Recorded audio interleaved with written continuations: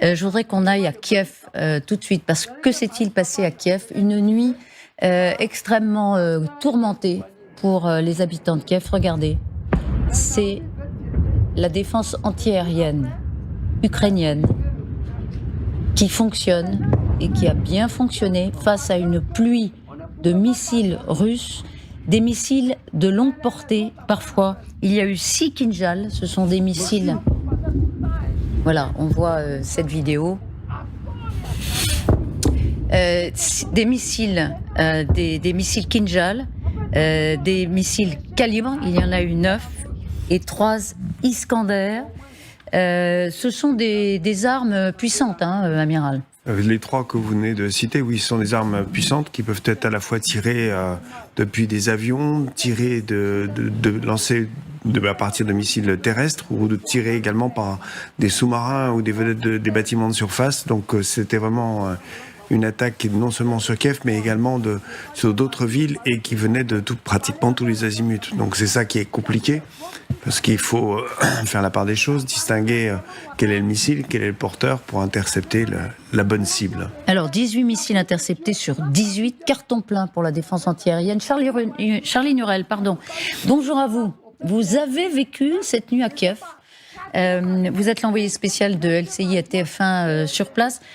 Charline, c'est pas la première nuit que vous passez à Kiev, mais celle-là, vous nous dites ce matin qu'elle est particulière. Elle a été particulière. Elle est particulière. Elle est particulière parce que c'est vrai que depuis le début de l'invasion, personne n'avait vécu autant d'attaques sur un si court laps de temps. C'était à environ 3 heures du matin, et nous avons tous été réveillés par de multiples explosions, des tirs de la défense aérienne, vous le disiez, qui a très bien fonctionné, parce que visiblement il n'y aurait pas eu de missiles qui se seraient abattus sur Kiev, mais bien ces explosions donc provoquées par la défense antiaérienne, les débris de missiles, de drones aussi, qui ont été retrouvés un peu partout dans la ville. Il y a eu 3 blessés, beaucoup de voitures en feu à cause de la tombée de ces débris. Et c'est vrai que c'était assez particulier, parce que nous sommes dans le centre de Kiev, et évidemment il y avait bien les murs qui bougeaient. Je pense que ça a duré, on va dire 10 minutes. Il y a eu 2 salves en fait en réalité. Et moi, vous voyez, j'ai tenté de faire une vidéo, ça dure 10 secondes parce que je suis à côté de la fenêtre, et je comprends bien qu'il faut que c'est assez une mauvaise idée en fait de rester à côté de la fenêtre. Alors finalement les fenêtres ont tenu, mais voilà, c'est vrai que c'est particulier ce matin, parce que les habitants se réveillent en disant on ne l'avait pas vécu avec une aussi grande intensité. Et vous le voyez, ça n'a pas été qu'à Kiev, parce que c'est aussi à travers le pays que ces missiles ont été lancés. On constate une montée de tension depuis plusieurs semaines, mais c'est vrai qu'on peut dire que cette nuit a été vraiment marquée par une intensité d'attaque assez particulière. Et Charline, est-ce que ce sont des frappes aveugles, comme souvent les Russes nous y ont habitués, ou est-ce qu'il y avait des cibles, des infrastructures, des cibles militaires ou paramilitaires qui étaient visées particulièrement ? Le chef de l'administration militaire, évidemment, ne dévoile pas toutes ces choses. Alors nous ne pouvons que tirer quelques hypothèses. Nous sommes dans le centre de Kiev, nous avons les institutions qui sont autour de nous, et on voit bien à quel niveau la défense antiaérienne a marché. Donc peut-être bien qu'il y avait ces institutions qui étaient visées. Et il y a aussi beaucoup de messages de la part de personnes qui sont proches des autorités, qui disent qu'il y avait une volonté d'aller cibler les missiles patriotes dans la capitale. Alors ça, c'est quelque chose qui revient depuis plusieurs semaines lors des précédentes attaques.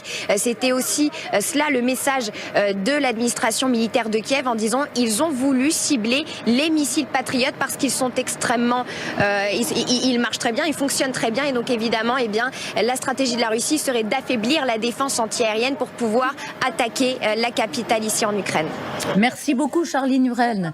Charline Hurel en direct de Kiev pour LCI après cette nuit mouvementé. En effet, évitez d'être trop près des fenêtres quand il y a cette série de tirs.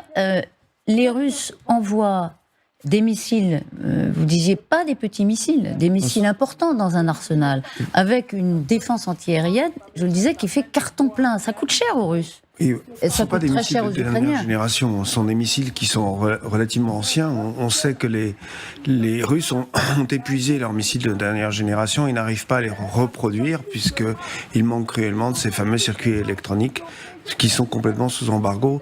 Et c'est encore une fois la démonstration qu'il est difficile pour eux de renouveler leur stock d'armement moderne. Alors le calibre est probablement un de ceux qu'on connaît le mieux.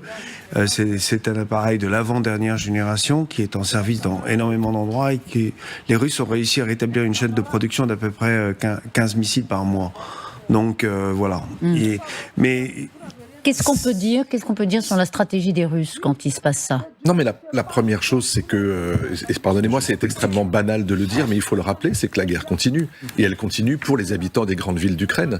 C'est-à-dire qu'on s'était habitué à ce qu'il y ait effectivement une forme de riposte à chaque fois qu'il y a un raid sur une ville ukrainienne. Mais ça ne va pas s'arrêter demain matin. Ces raids aux missiles, aux drones, ils vont continuer. Et la nouveauté, c'est que depuis 6 mois maintenant, il y a aujourd'hui, et de plus en plus, et ça ne va pas s'arrêter non plus, de la fourniture par les Occidentaux de batteries de missiles antiaériens pour pouvoir faire en sorte que toutes les grandes villes soient quasiment sanctuarisées par une défense antiaérienne digne de ce nom. Ça, c'est une chose. Nous y sommes. On y est, exactement. C'est exactement ce qui est en train de se passer. Et Emmanuel Macron, on en reparlera tout à l'heure, a également proposé de continuer à fournir ce que nous avons déjà mis en place avec les Italiens, c'est-à-dire de fournir des batteries de missiles antiaériens. c'est d'autant plus important que le stock d'armes soviétiques diminue et n'est pas renouvelé par définition. Celui des Ukrainiens également. Non, je parlais des Russes également est les en armes train de soviétiques en s'épuiser. Ah oui, le nombre de missiles est en train de s'épuiser. On l'a vu ces derniers temps.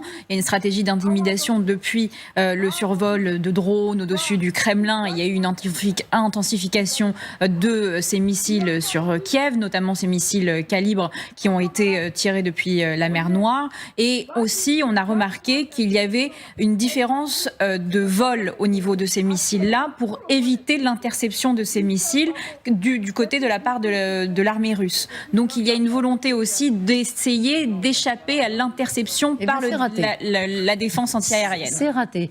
Effectivement, ce soir, tant mieux pour les Ukrainiens, puisque une interception, ça veut dire qu'aucune cible n'est atteinte par définition.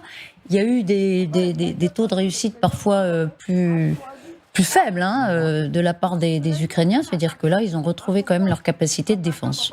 Oui, mais bon, le 9 mai, les déclarations de Poutine, la déclaration de Poutine était claire. Il s'inscrit dans une guerre longue.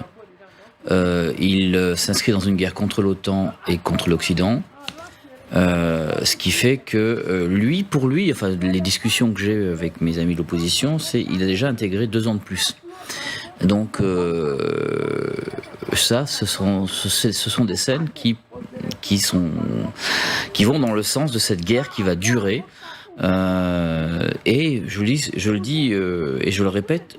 Poutine ne veut pas et ne peut pas perdre contre l'Ukraine.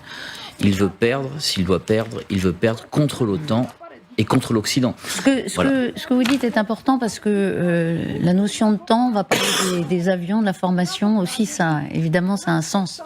Mais ça veut dire que quand il perd 18 missiles, qu'ils soient de dernière génération ou pas, il n'en a pas tant que ça. Donc quand même, c'est une perte sèche, malgré tout. Pour lui, peu importe, parce qu'il se donne le temps de reconstituer tôt ou tard. Parce qu'on se dit, là, pour Moscou, c'est une opération blanche. Non, c'est pas une opération blanche. Non, tout à fait, c'est une opération très négative. En même temps, il sollicite quand même beaucoup la défense antiaérienne ukrainienne, qui elle aussi compte ses missiles. Donc c'est toujours, il faut faire la part des choses. D'accord. C'est une guerre d'attrition, c'est-à-dire que chacun essaye d'affaiblir. Il use la défense aérienne. Voilà, et puis c'était assez symbolique. Le président Zelensky n'était pas là, il était à l'étranger. On en profite pour bombarder sa capitale en montrant qu'il a fui entre guillemets l'attaque. Alors il y était rentré. Oui. Je disais, c'est peut-être un cadeau de retour de Poutine à Zelensky. Rapidement. Non, sur ce que disait votre envoyé spécial à propos de la destruction des patriotes, les Russes cherchent à détruire, avant qu'ils soient utilisés, une bonne partie du matériel qui est fourni par les Occidentaux. On a vu, par exemple, très récemment, qu'il y a eu 2 centres dépôts, je ne sais pas comment on peut appeler ça, enfin bref, des installations près de la frontière polonaise par lesquels transitent un certain nombre d'armes qui sont fournies par les Occidentaux, qui ont été visées. Je ne sais pas si les cibles ont été atteintes, mais en tout cas, ces 2 sites-là ont été visés. Donc oui, il y a une volonté, effectivement, d'affaiblir et d'essayer de faire en sorte que ces fournitures, qui sont quasiment quotidiennes aujourd'hui, finissent par tomber parfois sur les obstacles, destruction ou élimination, ou carrément, ce qui s'est passé peut-être pendant ce raid, viser directement les batteries de missiles pour pouvoir les rendre inefficaces.